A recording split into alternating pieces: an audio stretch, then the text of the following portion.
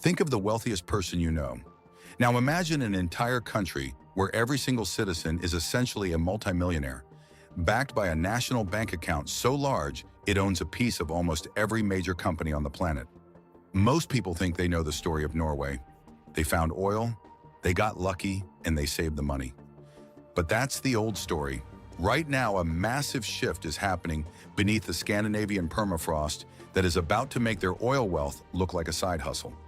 Geologists have just confirmed a discovery worth an estimated $24 trillion, a figure so large it's hard to wrap the human brain around. It's not oil, it's not gold, and it's not diamonds. It's a boring-looking rock called phosphate, and it is the only thing standing between the human race and total starvation. Today, we're breaking down how Norway just secured the greatest economic double dip in human history, the energy pivot. To understand the scale of what's happening, we first have to look at the sheer chaos of the global energy market. When the conflict in Ukraine began, the world's energy map was effectively set on fire. Europe, desperate to disconnect from Russian gas, had only one place to turn: Oslo. Overnight, Norway became the silent engine of Europe. Their petroleum exports didn't just grow, they exploded by 500%. But while other nations would have used that sudden surge of cash to build vanity projects, think indoor ski slopes in the desert or gold-plated police cars, Norway did what they always do. They acted like the world's most disciplined accountant. Every extra dollar was funneled into their sovereign wealth fund. This fund is now worth over $1.5 trillion. To give you an idea of how much power that is, Norway's government fund owns roughly 1.5% of every single public company in existence. Whether you're using a MacBook, wearing Nike sneakers, or driving a Tesla, a small village in Norway is likely profiting from it. They've built a financial fortress that ensures their citizens will be wealthy for centuries. But even that $1.5 trillion fund is nothing compared to what they just found in the dirt. The Stavanger Discovery. In 2023, near the coastal city of Stavanger, geologists struck a different kind of gold. They discovered a deposit of 70 billion tons of high-grade phosphate rock. Now, phosphate isn't sexy like tech or crypto. You can't build a smartphone out of it, but you also can't live without it. Phosphate is the primary ingredient in the world's fertilizer. Without it, global crop yields would collapse, and we wouldn't be able to feed the 8 billion people currently living on Earth. For decades, the West has been in a bit of a panic because 70% of the world's phosphate was controlled by Morocco, with most of the rest in China and Russia. It was a massive strategic weakness. But then there's the green energy angle. Phosphate is a critical component in LFP batteries, the specific type of battery that's quickly becoming the standard for electric vehicles, because they're safer and cheaper than cobalt-based versions. By finding this deposit, Norway hasn't just found a way to feed the world. They've found the key to the entire EV revolution. At current prices, this rock is worth $24 trillion. That is roughly the same value as all the remaining oil in Saudi Arabia.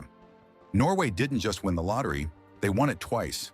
The poor Norway fallacy. To appreciate how they're going to handle this, we have to bust a major historical myth. You'll often hear that Norway was a poor, struggling nation of fishermen until they found oil in 1969. That is a total fairy tale. In the early 1900s, long before the first offshore rig was ever built, Norway was already a highly educated, stable democracy. They were the masters of their environment. They used their steep fjords and massive waterfalls to create a nationwide network of hydroelectric power. This gave them some of the cheapest electricity on the planet, which they used to jumpstart a massive manufacturing sector. Norway wasn't poor, they were just waiting for their moment.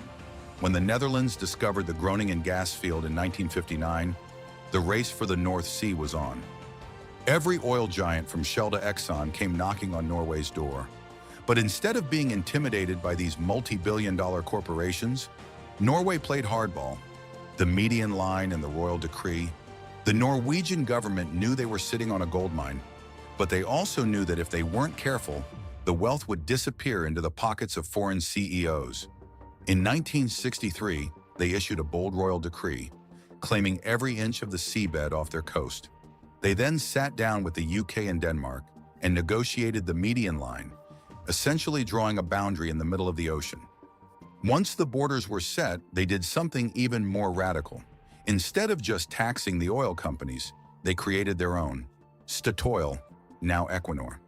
They forced the international giants to teach Norwegian engineers how the business worked. They didn't just want the money, they wanted the expertise. They ensured that the entire supply chain, from the steel in the rigs to the software in the refineries, was Norwegian-made, escaping the curse.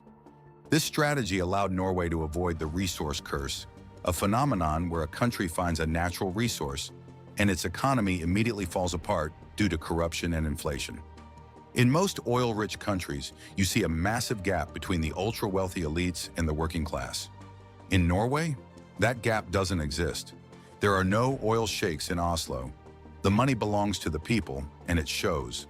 Norway currently boasts the fourth highest standard of living on the planet. Their GDP per capita is over $100,000, and their citizens actually live 10 years longer than the average person in other developed Nordic countries. They turned a finite resource into a permanent social safety net. By 1990, they realized they had so much cash that spending it would actually ruin the country by causing hyperinflation. So they created a firewall. They decided to invest the oil profits abroad and only spend the interest. In 2023 alone, that fund made $380 billion just from market returns. That's more money than the entire GDP of many European countries, made just from sitting on their investments. The long game, 4,500 meters down. Now the $24 trillion question, how do they get the phosphate out? These deposits near Stavanger go incredibly deep, about 4,500 meters into the Earth's crust. Currently, our best mining technology can only reach about 1,500 meters. To any other country, this would be a deal breaker. But Norway is the king of the long game. When they first started drilling for oil at the Ekofisk field, experts said the field would be dry in 30 years. That was over half a century ago, and it's still pumping today. Norway has a unique ability to wait for technology to catch up to their ambitions. If they can unlock even half of this phosphate, they will control the global market. We saw what happened in 2021 when China restricted its phosphate exports. Global food prices went through the roof. If Norway becomes the primary supplier, they aren't just an economic power, they are the world's food security guarantor. The hurdles ahead. Of course, it's not all smooth sailing. The European Union is stuck in a massive contradiction. They want the phosphate for their Green Deal, but they hate the environmental impact of mining. Refining phosphate is a gritty, high-energy process that produces toxic byproducts. Norway is a member of the European Economic Area, meaning they have to balance their trillion-dollar dreams with some of the strictest environmental laws on Earth. In late 2025, the EU voted on mining regulations to determine how soon Norway can start digging, and the decision was made to halt mining licenses until at least the end of 2029. There's also the human element. Morocco depends on phosphate for nearly 25% of its total exports. If Norway crashes the price of phosphate by flooding the market, it could cause an economic crisis in North Africa, the untouchable future. But here is the most incredible part. Even if they never dig up a single ounce of that phosphate, Norway is already winning. They have shown the world that you can be a resource superpower without becoming a corrupt autocracy. If the phosphate wealth does get added to their sovereign wealth fund, we could see that fund grow to $5 trillion or $10 trillion. At that point, the math becomes almost comical. We're talking about roughly $2 million in public wealth for every single citizen. No other nation in history has ever been in this position. Norway's true secret isn't what's in the ground. It's the discipline in their heads.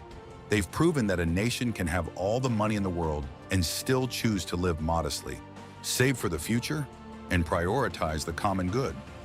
Oil made them rich, and phosphate will likely make them the most influential nation of the 21st century. But it's their restraint that makes them untouchable.